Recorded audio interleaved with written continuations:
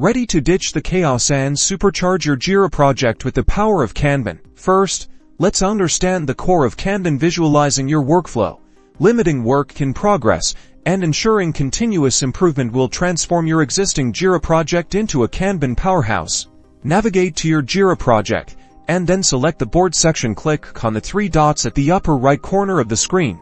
Then select Create Board. A window will open asking you to create a board. Choose Kanban from the available board template selection. Next, pick board from an existing project. Select the project you're ready to implement Kanban within, and choose the desired board settings. This setup will build the default Kanban flow from the To Do, In Progress, and Done. These will be your starting columns representing the basic stages of your workflow. Now, customize those columns to best fit your team's specific process. Add columns for stages like review, testing, or deployment. Drag and drop columns to arrange the workflow chronologically, making it seamless. Kanban thrives on limiting work in progress, or VIP, for simplicity. Set a reasonable VIP limit for each column. This prevents bottlenecks. Then, set up the VIP by clicking the three dots on each column. And that's it. Start moving those cards across the columns as tasks progress. Remember, this Kanban board keeps your team's work visible, making collaboration easier, and identifies process bottlenecks.